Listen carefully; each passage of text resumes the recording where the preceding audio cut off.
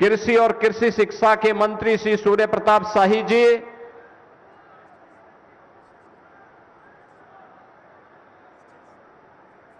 Bharatiya Janata party के क्षेत्रीय अध्यक्ष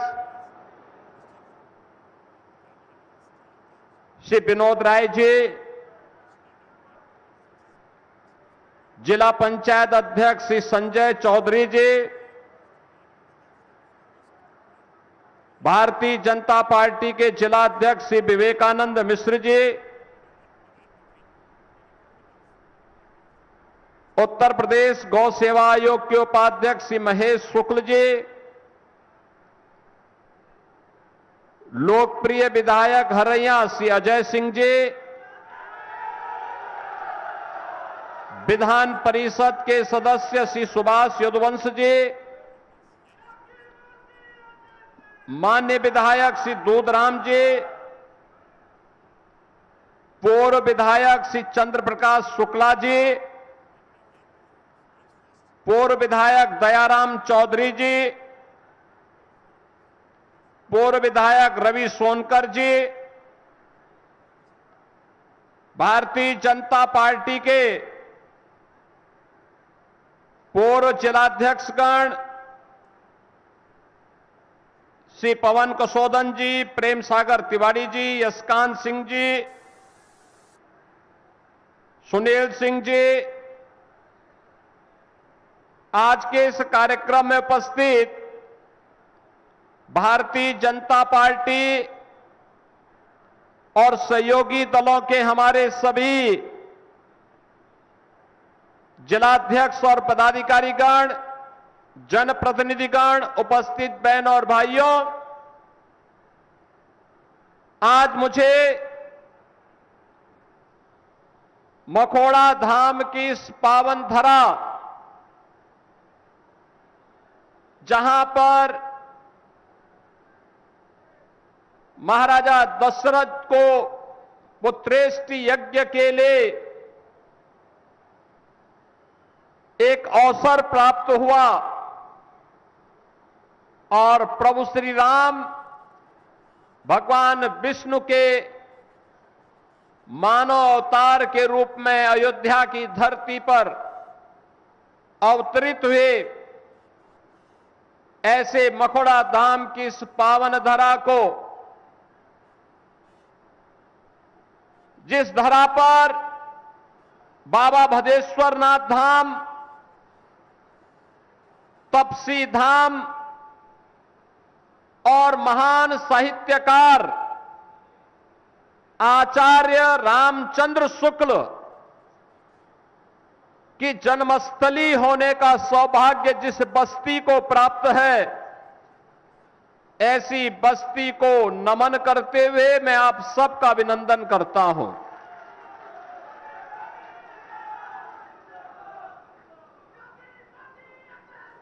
स्वाभाविक रूप से जब महर्षि वशिष्ठ की परंपरा से जुड़ी हुई मखोड़ा धाम की इस पावन धरा पर, तपसी धाम के पवित्र धरा पर आने का अवसर प्राप्त हुआ है, तो विधानसभा हरैया और कप्तानगंज की 500 करोड़ रुपए से अधिक की परियोजनाओं को मुझे आप सभी को समर्पित करते हुए आनंद की अनुभूति हो रही है।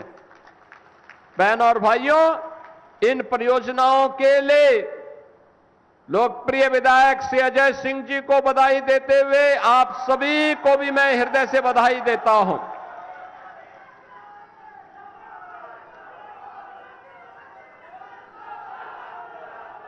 विकास कैसे होना चाहिए,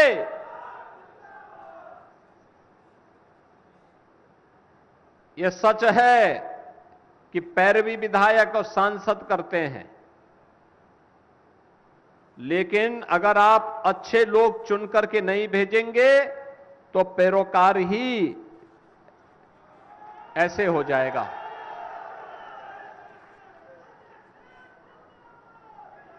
ये जो विकास कार्य हो रहा है, मखोड़ा धाम का हो, भदेश्वर नाथ धाम का हो, तपसी धाम का हो, और अभी अभी तो कर्ण मंदिर का भी मामला समाधान हुआ है, वहां का भी सुंदरीकरण के कार्य को हम आगे बढ़ाने जा रहे हैं।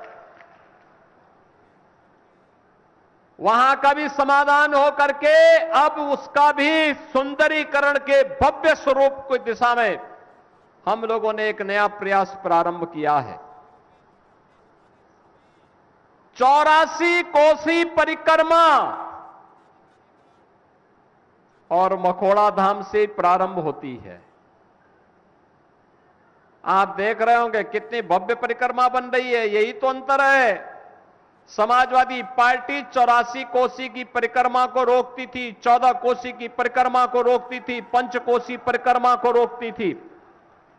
और हमारे समय में ये डबल इंजन की भारतीय जनता पार्टी की सरकार है, ये रोकती नहीं है, ये रोकने वालों को टोकती है और आस्था का सम्मान करते हुए उसके लिए भव्य अवस्थापना सुविधाओं का विकास भी करती है। और इसीलिए तो 84 कोसी परिक्रमा का मार्ग भव्य बन रूप से श्रद्धालुओं की सुविधा के लिए भी और अयोध्या धाम के रिंग रोड के रूप में भी वह काम करेगा। इस रूप में उसका विकास किया जा रहा है। कोई सोचता था भदेश्वरनाथ मंदिर में लाखों श्रद्धालु सावन के महीने में आकर के सरयू मैया से जल ला करके जलाभिषेक करते हैं। कभी भदेश्वरनाथ धाम का पुनरुद्धार हो, सुंदरीकरण का कार्य हो, कोई सोचता नहीं था। तपसी धाम उपेक्षित पड़ा हुआ था। आज ऐसे उत्तर प्रदेश के अंदर लगभग 1500 मंदिरों का पुनरुद्धार का काम संपन्न हो गया है। बहन और भाइयों, प्रदेश वही, लोग वही, सरकार के चेहरे बदले हैं, परिणाम आने लग गया।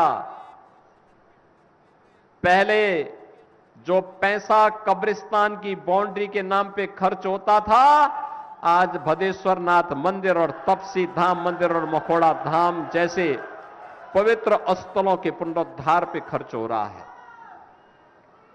पहले कब्रिस्तान के नाम पे जो कब्जा होता था, गरीब को सताया जाता था, उजाड़ा जाता था, जिसको वक्फ बोर्ड बोल देता था कि ये कब्रिस्तान है, ये वक्फ की लैंड है। किसी की हिम्मत नहीं होती थी, फिर उसको, उस गरीब को उजाड़ दिया जाता था, उस दलित को, वंचित को उजाड़ दिया जाता था। और उजाड़ने का काम कौन करता था? यही सपाई लोग करते थे। ये सपा, बसपा, कांग्रेस, इनका यही ठेका था, यही करते थे। ये बस्ती के अंदर तो समाजवादी पार्टी के जिलाध्यक्ष थे, उनके स्वयं के घर के पास एक कब्जा हो रहा था, जबरदस्ती कब्जे, कब्रिस्तान के नाम पे कब्जा हो रहा था। समाजवादी पार्टी की सरकार थी। और एक दिन गोरखपुर आया, मैं गोरखपुर का सांसद था, और गोरखपुर मेरे पास आया, उसने कहा साहब ऐसे सर है भाई। हमने कहा तुम जिलाध्यक्ष हो, तुम्हारी सरकार है और तुम कब्जे को नहीं रोक पा रहे हो। कहा साहब ये लखनऊ में बैठे हुए जो लोग हैं ना, इनको केवल और केवल कब्रिस्तान दिखाई देता है, इनको हम जैसे लोग नहीं दिखाई देते। बहन और भाइयों, फिर मैंने उस समय कार्यकर्ताओं को भेजा था और मैंने कब्रिस्तान के नाम पर जो कब्जा हो रहा था सबको हटवाया था, और सपा के जिलाध्यक्ष को हम लोगों ने उसके जमीन को कब्जा होने से बचवाया था। बहन और भाइयों, ये अराजकता थी, ये अराजकता थी। ये लोग सुशासन की बात करेंगे, ये लोग आस्था की बात करेंगे। विकास के नाम पे जो डकैती पड़ती थी, योजना कागजों में स्वीकृत तो होती थी, पैसा डकार दिया जाता था, जमीनी धरातल पर कुछ भी नहीं होता था। हमने तो आपको बताया है ना कि आज भी हम जितनी परियोजनाओं को लेके आए हैं और जिनका लोकार्पण हो रहा है, उनका शिलान्यास हो रहा है, उसके भी पूरी सूची है। 84 कोसी परिक्रमा के बारे में भी हम बता रहे हैं। और अभी मैंने बताया ना, मुख्यमंत्री कंपोजिट विद्यालय, एक कैंपस में प्री प्राइमरी से लेकर के 12वीं तक की शिक्षा, उत्तम शिक्षा का एक केंद्र प्रदेश सरकार के स्तर पर, जैसे अटल आवासीय विद्यालय में 6 से लेकर 12वीं तक हम श्रमिकों के बच्चों को पढ़ा रहे हैं, ऐसे ही मुख्यमंत्री कंपोजिट विद्यालय एक मॉडल बनेगा। उस मॉडल को हम प्रस्तुत करने के लिए हरिया में भी आए हैं। हरिया में भी ये बनने जा रहा है। आज भूमि पूजन मैंने किया। एक एक विद्यालय पे 27 से लेकर के 30 करोड़ रुपए खर्च हो रहे हैं। फर्नीचर आएगा, वर्ल्ड क्लास इंफ्रास्ट्रक्चर होगा। विद्यालय का मॉडल कैसे होना चाहिए, उस मॉडल को प्रस्तुत करने का प्रयास। इस सपा के लोग क्या करते थे, पढ़ाई लिखाई से तो इनका कोई दूर दूर का संबंध नहीं था। नकल करना ये अपना जन्मसिद्ध अधिकार समझते थे। ये नकल करवा करवा करके इन्होंने उत्तर प्रदेश के नौजवानों के सामने पहचान का संकट खड़ा कर दिया था। युवा के लिए नौकरी नहीं, किसान के लिए कोई सुविधा नहीं, गरीब को उसके हक से वंचित कर दिया जाता था और विकास के लिए आम जन तरसता रहता था। कोई सड़क नहीं, बिजली नदारद रहती थी और बस्ती जिले के अंदर तो बिजली के तार में लोग कपड़ा सुखाने का काम करते थे। यही तो होता था। भाई कुछ नहीं तो चलो कपड़ा ही सूख जाए, इनको कोई चिंता नहीं थी प्रदेश की। आप गर्मी में तरसते थे, लेकिन सफाई में ला करके ये लोग मुंबई के फिल्मी कलाकारों का डांस कराते थे। यही तो होता था। सफाई के अलावा कहीं इनको विकास दिखाई नहीं देता था। कहीं विकास होना नहीं, इनके एजेंडे में कहीं नहीं होता था। बहन और भाइयों, ये आस्था की बात कर रहे हैं। कर्ण मंदिर का विवाद भी इन्होंने खड़ा करवाया था। और याद करिए, हम सबकी आस्था की प्रतीक अयोध्या में भगवान राम के मंदिर के निर्माण में भी सबसे बड़ी बाधा यही लोग थे। राम भक्तों पर गोली चलाने वाले लोग हैं, भगवान राम के अस्तित्व पर प्रश्न खड़ा करने वाले लोग हैं, और पवित्र हनुमानगढ़ी की सीढ़ियों पर नमाज पढ़ाने वाले लोग हैं ये लोग। हनुमानगढ़ी की सीढ़ियों पर इन्हीं पापियों ने नमाज पढ़वाने का काम किया था। याद करिए, हर धर्मस्थल को विवादित करने का काम,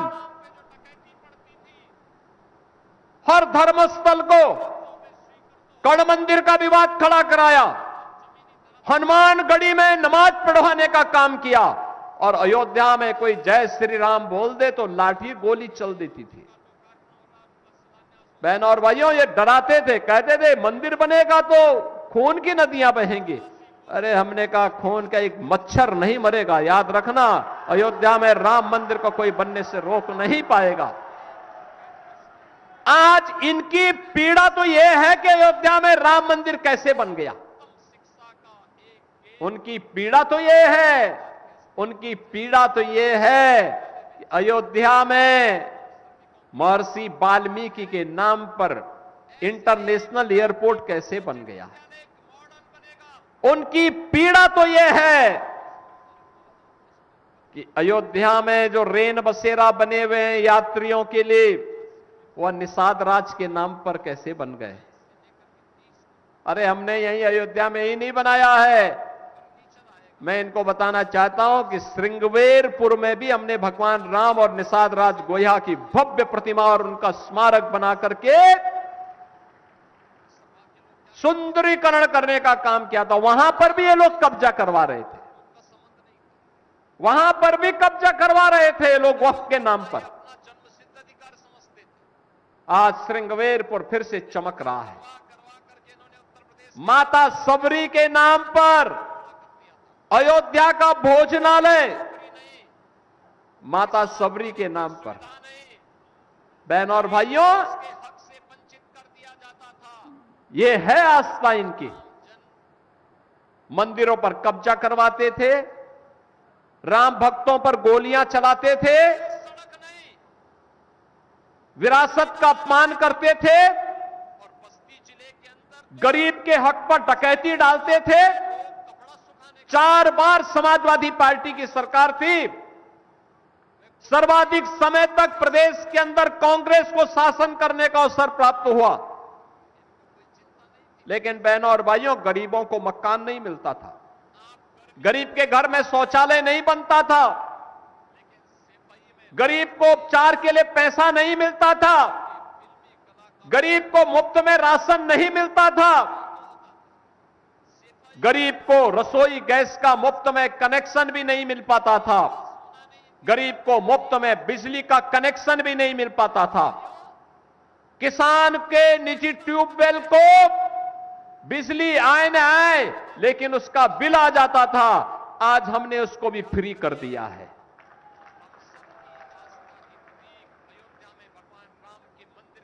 अन्नदाता किसान प्रधानमंत्री किसान सम्मान निधि में भी लाभ प्राप्त कर रहा है, कृषि सिंचाई की योजना में भी लाभ प्राप्त कर रहा है, और प्रधानमंत्री कृषक बीमा योजना के अंतर्गत भी लाभ प्राप्त कर रहा है। किसान हो या फिर बटाईदार, किसान के परिवार का कोई सदस्य हो या बटाईदार के परिवार का सदस्य, अगर आपदा का शिकार होता है तो मुख्यमंत्री कृषक दुर्घटना बीमा में हम 5 लाख रुपए उस पीड़ित परिवार को तत्काल उपलब्ध करवाते हैं। 24 घंटे के अंदर उसके परिवार को सहायता मिलती है। विकास के प्रति सोच अच्छी होनी चाहिए, विकास होता है। आपने अच्छा विधायक चुना, विकास तेज आगे बढ़ रहा है। बहनों और भाइयों, जितनी तेजी के साथ पिछले 9 वर्ष में हरैया ने विकास किया है, आजादी के बाद कभी नहीं हो पाया था, कभी नहीं हो पाया था। जो असंभव था वो आज संभव हुआ है। कप्तानगंज ने पहले 5 वर्ष में 17 से 22 में विकास किया, उसके बाद वहां भी काम ठप पड़ा हुआ है, क्योंकि सफाइयों में विकास की रुचि नहीं। इनके लिए तो अपना स्वयं का विकास ही ये मान लेते हैं हो गया सब। इनको जब फुर्सत हो कब्जा करने में, तब ये लोग विकास में रुचि ले पाएंगे। इनकी विकास में कोई रुचि नहीं होती है, ये कब्जा करने में माहिर होते हैं और सुरक्षा में सेंध लगाने में भी बड़े माहिर होते हैं। एक कहावती चल पड़ी थी कि देख सपाई बिटिया घबराई। बहनों और भाइयों, जो बहन और बेटी की सुरक्षा के लिए खतरा बन जाए, उसकी तुलना तो केवल दुर्योधन और दुशासन से ही हो सकता है, सभ्य मानवों से नहीं हो सकता। और ये लोग यही करते थे। पुलिस भयाक्रांत रहती थी। आज तो पुलिस के डंडे के भय से लोग अब शांत हुए हैं, नहीं तो दंगा करवाते थे। बस्ती में दंगा होता था, दुर्गा पूजा के समय दंगा, होली के समय दंगा, रामनवमी के समय दंगा। याद करिए, इसी बस्ती में मैं आया था परशुरामपुर में, मुझे आना पड़ा था। कैसे वहां दलितों को और कैसे वहां गरीबों को और पूरी की पूरी बस्ती जला दी गई थी समाजवादी पार्टी की सरकार के समय। कोई पूछने वाला नहीं, तब मुझे ही आना पड़ा था फिर गोरखपुर से। बहनों और भाइयों, आज मैं कह रहा हूं, पिछले 9.25 वर्ष से किसी ने कोई दंगा नाम की बात सुनी और किसी पर्व और त्योहार के समय कोई उपद्रव सुना? और बेटी और व्यापारी की सुरक्षा में सेंध लगाने का किसी ने दुस्साहस किया, अब कर भी नहीं सकता है। करेगा तो उसे मालूम है अगले चौराहे पर यमराज उनका इंतजार कर रहे होंगे।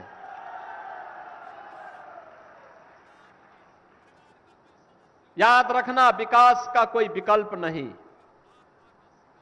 और विकास करने के लिए अच्छे जनप्रतिनिधि चुन करके भेजने पड़ेंगे। विकास के प्रति सोच रखने वाले लोग भेजने पड़ेंगे। स्वयं के विकास से ऊपर उठ करके समाज के लिए, देश के लिए सोचने वाले लोग होने चाहिए। जब ये सोच होगी, विरासत और विकास का बेहतर समन्वय होगा, तब देश आगे बढ़ेगा। प्रधानमंत्री मोदी जी के विकसित भारत की संकल्पना तब पूरी होगी, और इसी के लिए तो हम विकसित भारत को विकसित उत्तर प्रदेश के साथ जोड़ रहे हैं, और विकसित उत्तर प्रदेश को विकसित बस्ती के साथ जोड़ रहे हैं। विकसित बस्ती, मेडिकल कॉलेज भी है, इंजीनियरिंग कॉलेज भी है, कृषि का सेंटर ऑफ एक्सीलेंस भी है, मखौड़ा धाम भी है, भदेश्वर धाम भी है, तपसी धाम भी है, और अब तो कर्ण मंदिर का भी धाम भव्य बनकर के आपके सामने आएगा। बहनों और भाइयों, जब अयोध्या से सरयू मैया से जल लेकर के लोग भदेश्वरनाथ धाम तक जाते हैं, जलाभिषेक करने के लिए शिव कावड़ भक्त जाते हैं, तो हम लोग ऊपर से हेलीकॉप्टर से उन पे पुष्प वर्षा करते हैं। याद करिए, इसी कावड़ यात्रा को समाजवादी पार्टी की सरकार ने रोक लगा दी थी। ये कहते थे कावड़ यात्रा नहीं होनी चाहिए। ये लोग दुर्गा पूजा में रोक लगाते थे, श्री कृष्ण जन्माष्टमी नहीं मनाने देते थे, 84 कोसी परिक्रमा पे रोक लगाते थे। बहनों और भाइयों, अब कोई रोक नहीं लगा सकता, अब रोक नहीं लगा सकता। आपको देखते हुए आप जब अयोध्या धाम में दर्शन करने के लिए जाते हैं, आपकी कावड़ यात्रा निकलती है, तो मुझे लगता है कि अब आने वाले समय में समाजवादी पार्टी के अध्यक्ष भी भगवा बाना पहन करके आपके साथ कावड़ यात्रा में शामिल होने की प्रतीक्षा कर रहे हैं। उनको लगता है कोई उनको बुलावा दे दे तो वो भी जाएं, पुष्प वर्षा करें। अब उनको माफी मांगनी चाहिए जो उन्होंने हनुमानगढ़ी के पवित्र धाम की सीढ़ियों पे किया था, उस पाप के लिए माफी मांगनी चाहिए। राम भक्तों पर गोली चलाने के लिए माफी मांगनी चाहिए। जय श्री राम बोलने पर, परशुरामपुर के दंगों पर और इन सभी घटनाओं पर जिसमें निर्दोष हिंदू प्रताड़ित हुआ था, उन सभी घटनाओं के लिए उनको माफी मांगनी चाहिए इस समाज से जिसकी आस्था आहत होती थी। बहनों और भाइयों, आज डबल इंजन की भारतीय जनता पार्टी की सरकार अनवरत रूप से विरासत और विकास के इस कार्यक्रम को लेकर के आगे बढ़ रही है, और मुझे प्रसन्नता है हरैया विधानसभा और बस्ती जनपद तेजी के साथ इस प्रक्रिया के साथ जुड़ा हुआ है। आप सभी को मैं इस प्रक्रिया का हिस्सा बनाने के लिए आज आपके बीच आया हूं। हमें अनवरत रूप से आगे बढ़ना चाहिए, विकास की इस प्रक्रिया का हिस्सा बनना चाहिए। मैं आपको आश्वस्त करता हूं, विकास के लिए, सुशासन के लिए, नौजवान के हित के लिए, बहन और बेटियों के सम्मान के लिए और अन्नदाता किसानों की खुशहाली के लिए सरकार को जो भी कदम उठाने पड़ेंगे, जो भी प्रस्ताव आएंगे, प्रदेश सरकार उसमें पीछे नहीं हटेगी। इस विश्वास के साथ आज मुझे हरैया और कप्तानगंज की इन सभी योजनाओं को आपको समर्पित करते हुए प्रसन्नता की अनुभूति हो रही है। इसमें राजकीय पॉलिटेक्निक हरैया भी है, 100 बेड का महिला चिकित्सालय के आवासीय भवनों का है। टीनिस कप्तानगंज मार्ग के चौड़ीकरण और सुदृढ़ीकरण, गोठवा चिल्मा ऊंची उमरिया मार्ग के चौड़ीकरण और सुदृढ़ीकरण, संसारीपुर से गोकुलपुर बाया उमाही राम जानकी मार्ग का लोकार्पण और सरयू नदी पर निर्मित उमरिया रिंग बांध पर 2 स्पर का लोकार्पण का कार्यक्रम। नगर पंचायत कप्तानगंज में कल्याण मंडपम एवं कार्यालय भवन का लोकार्पण। इसके साथ ही ग्राम कंजा तिवाड़ी में दौलतपुर पिच मार्ग पर पिच रोड का लोकार्पण और सरयू नदी पर विक्रमजोत दुस्वा तटबंध और काशीपुर दोवलिया तटबंध के मध्य सुरक्षा कार्य के लिए जो बाढ़ बचाव के कार्य हुए हैं, इन सभी के लोकार्पण का कार्यक्रम आज यहां पे संपन्न हुआ है। इसके साथ ही जो शिलान्यास हो रहा है पिकोलिया शिवाघाट मार्ग के चौड़ीकरण सुदृढ़ीकरण का, लल्हवा में बाबा राम निहाल दास मंदिर के मार्ग के चौड़ीकरण सुदृढ़ीकरण के कार्य का, बाबा भारीनाथ शिव स्थल के पर्यटन विकास के कार्य का, मुख्यमंत्री मॉडल कंबोजिट विद्यालय हरेया के निर्माण कार्य के शिलान्यास का, छावनी चंद्रपलिया शंकरपुर मार्ग के अवशेष भाग के सुदृढ़ीकरण के शिलान्यास कार्य का, परशुरामपुर में ग्रामीण स्टेडियम के निर्माण कार्य का और चौधरी चरण सिंह पंप नहर प्रणाली की मुख्य नहर शाखा नहर तथा राजबाहों के पुनर्स्थापना परियोजनाओं के शिलान्यास का कार्यक्रम भी आज यहां पर हो रहा है। बहन और भाइयों, इन सभी परियोजनाओं के लिए मैं हरैया विधानसभा और कप्तानगंज विधानसभा की जनता जनार्दन को बधाई देता हूं। विधायक संजय सिंह जी को और उनकी पूरी टीम को हृदय से धन्यवाद देता हूं। आपका विशेष रूप से मैं अभिनंदन करता हूं।